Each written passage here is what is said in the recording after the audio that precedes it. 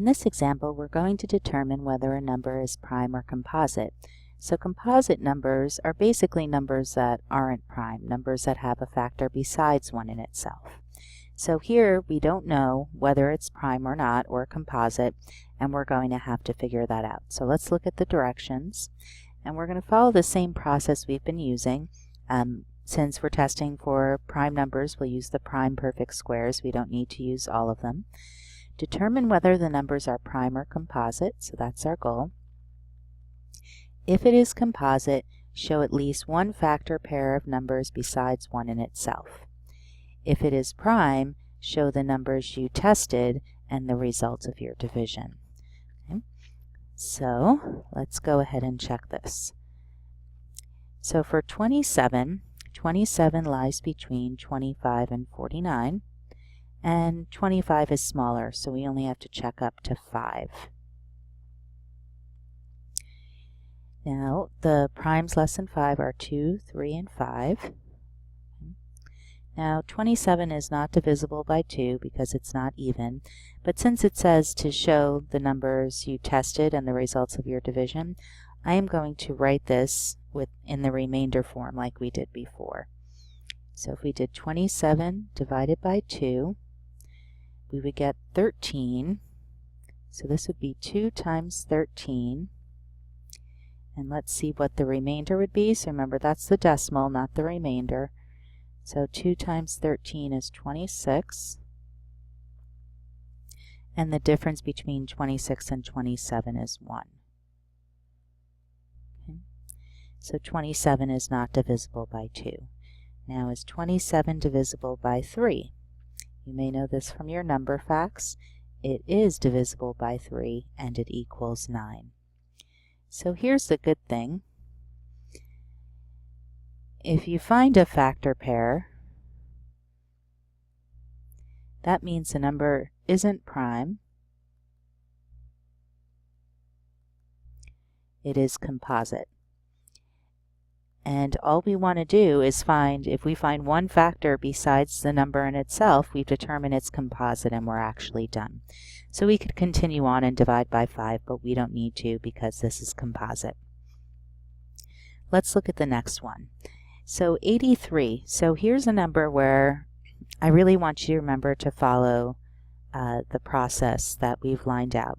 Because these two numbers, and I'm not sure, they may both be prime, but they kind of look prime, but they aren't necessarily. And what I mean by that is students often see that prime numbers are odd numbers, and these are both odd numbers. And you're usually familiar with the times tables. So 83 isn't in the times tables, but that doesn't mean it doesn't have a factor that's larger than the times tables. So remember, with the times tables, we only go up to 12 times 12, so it might be in there somewhere. So you really need to use the process to verify and don't just say, oh, it's pretty prime looking, because it might actually have a factor. So 83 lies between 49 and 121. So notice we only have to check up to 7. So only 2, 3, 5, and 7. So now I know it's not even and divisible by 2, but we're going to write out our steps.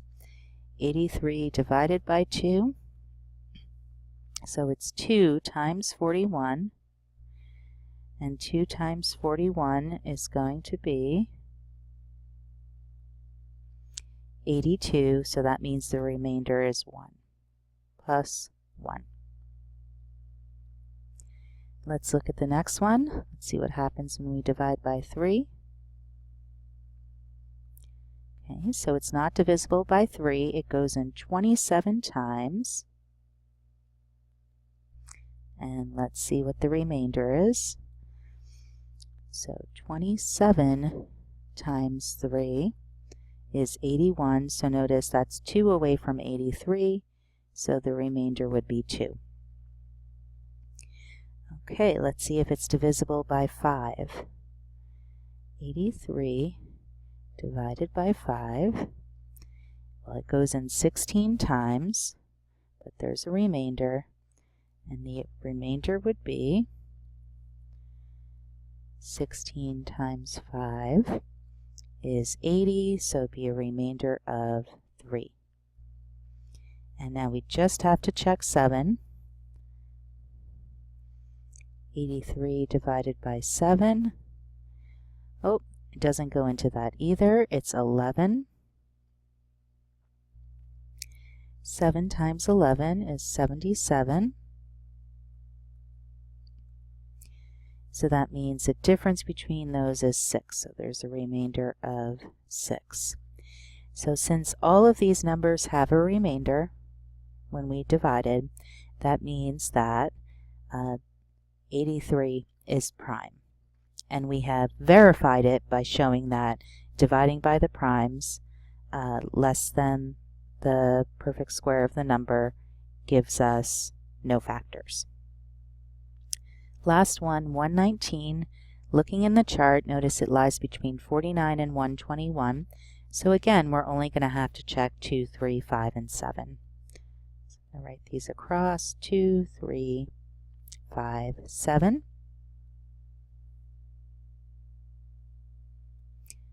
So when we divide by 2, we get 59. So we get 59 was 118, so we get 59 remainder 1. When we divide by 3, it's 39 with the remainder. So let me just put down the 39 before I forget. Now let's see what the remainder is. 3 times 39 is 117, which differs from 119 by 2. So far these two aren't factors. Let's check 5. Well, it goes in 23 times with some remainder. Let's see what the remainder is. 5 times 23 is 115, and that differs from 119 by 4.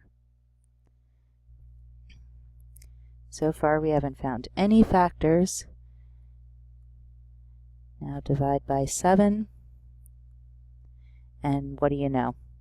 119 is 7 times 17. So we actually found a factor pair. Okay. And again, this is a good example of a number that you might think is prime at first glance because you can't think of any factors for it. Because the factors 17 is large, and that's out of our regular multiplication tables. But you can't just think that looks prime. You really have to check the numbers up to it. Oh, and I forgot to write that we checked up to 7. Since we found a factor, we'll conclude that this is composite.